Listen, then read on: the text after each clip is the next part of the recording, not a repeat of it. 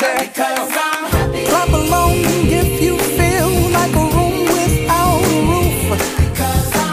Clap along if you feel like happiness is the truth. Clap along if you know what happiness is to you. Clap along if you feel like that's what you want to do. Clap along if you feel like a room without a roof. Clap along if you feel like happiness is the truth. Clap along if you know what happiness is to you. Clap along if you feel like that's what you want to do. Bring me down, can't none bring me down. The love is too high to bring me down. Can't none bring me down. I said, clap along if you feel like a room without a roof. Clap along if you feel like happiness is the truth. Clap along if you know what happiness is to you. Clap along if you feel like that's what you want to do. Clap along if you feel like a room without a roof.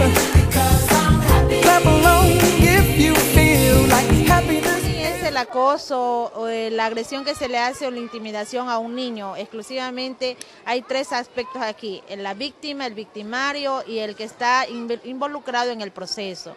Por lo tanto, nosotros queremos, a través del proyecto y de los programas de vinculación que realiza la carrera, tratar de minimizar y llegar a las escuelas donde se ha detectado que existe este tipo de problemática. Un total de 2.400 niños y niñas de entre 7 y 10 años de edad de las instituciones educativas 24 de Julio y Teodoro Wolf comprenden el grupo de beneficiarios de esta iniciativa desarrollada por futuros profesionales en educación básica. Justamente porque están en convenio con la universidad y exclusivamente con la Facultad de Ciencias de la Educación, con la carrera de Educación Básica, y porque ellos también están inmersos nuestros estudiantes que hacen sus prácticas profesionales.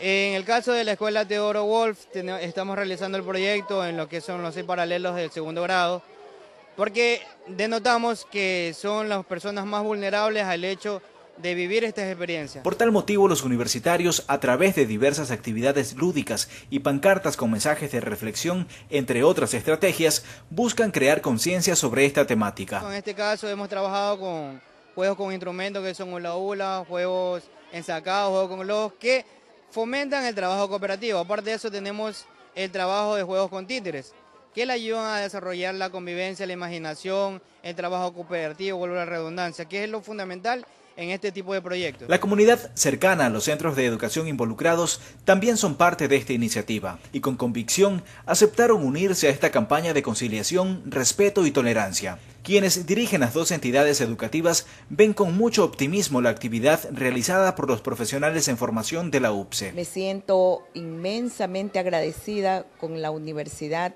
Península de Santa Elena, porque en todo momento están apoyando a esta institución educativa. Y ahora con este tema, pues, como es el bullying, también está ayudándonos la universidad con los jóvenes que ya van a ser profesionales. Vienen a dar charlas y de algunas maneras también ellas se disfrazan y ahí dan a conocer el tema, entonces es más emotivo todavía.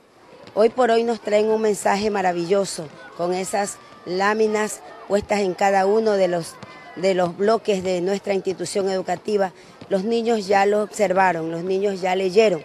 Por lo tanto, pienso que la reflexión va a llegar con ellos. Pero, ¿cómo detectar cuando un niño o niña es víctima del bullying o acoso? ¿Y qué actitud debe tomar el docente ante esta situación? Cuando un niño sufre bullying, el estudiante se muestra un poco tímido, un poco temeroso, poco participativo.